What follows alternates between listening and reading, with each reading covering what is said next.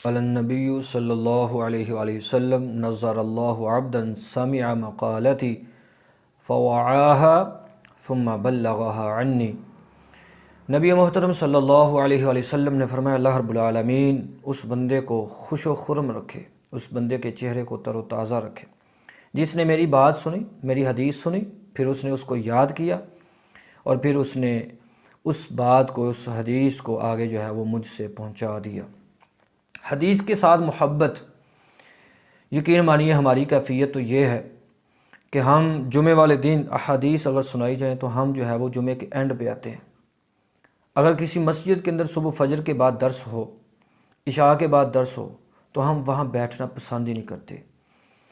محدثین کی زندگیاں پڑھیں، یقین مانیے وہ حدیث رسول صلی اللہ علیہ وآلہ وسلم سے اتنی محبت، اتنا شغف تھا کہ وہ جہاں اللہ کے رسول صلی اللہ علیہ وسلم کی بات ہو رہی ہوتی وہ وہاں سے اٹھا نہیں کرتے تھے۔ وہ بے ادبی سمجھا کرتے تھے اس بات کو کہ ہم جو ہے وہ اپنی باتوں میں جو ہے وہ مشغول ہوں، اور وہ بے ادبی سمجھا کرتے تھے کہ ہم اس حدیث کی محفل مجلس کو چھوڑ کر کے جائیں، اور وہ پریشان ہوا کرتے تھے کہ جہاں اللہ کے رسول صلی اللہ علیہ وسلم کی بات ہو وہاں جو ہے وہ لوگ اپنی باتوں میں مشغول ہوں۔ یہ یقیناً ہمارے لیے جو ہے وہ پریشانی کی بات ہوتی ہے۔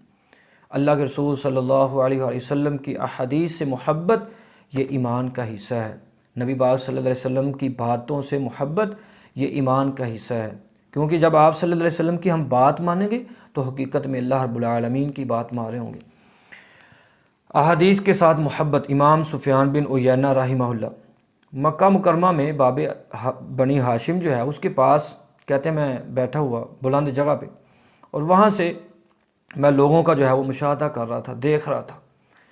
ایک آدمی آیا، آ کر کے وہ بیٹھ گیا اور اس نے آ کر کے کہا، کہتا ہے کہ میں حدیث سے بڑا شغف رکھتا ہوں، مجھے بڑا شوق ہے کہ مجھے کوئی حدیثیں سنائے۔ تو اس نے آ کر کے مجھے کہا، ابو محمد مجھے جو ہے وہ حدیثیں سنائیں۔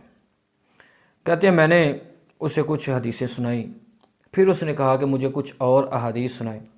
کہتے ہیں میں نے اور سنا دی، اس کا دل جو ہے وہ پھر بھی نہ بھرا، اس نے کہا مجھے اور احادیث سنائیں۔ کہتے ہیں میں نے اسے اس کے سینے پہ دھکا مارا، اور وہ اونچی جگہ پہ کھڑا ہوا تھا، سینے پہ جو ہے وہ آہستہ سے دھکا مارا کہ بس کر، اب رہنے دے۔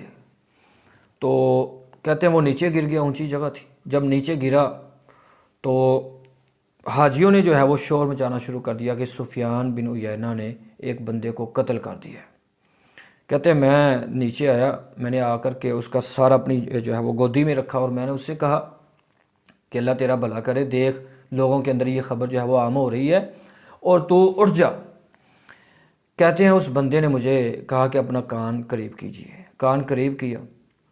کہتے ہیں اس نے مجھے کہا کہ لا واللہ، نہیں اللہ کی قسم، اللہ کو میں کھڑا نہیں ہوں گا، حتیٰ تحدثنی مئۃ حدیث، یہاں تک کہ تو مجھے 100 حدیثیں بیان کرے، 100 حدیثیں سنائے۔ عن زہری و عمر بن دینار، امام زہری سے اور عمر بن دینار سے 100 حدیثیں۔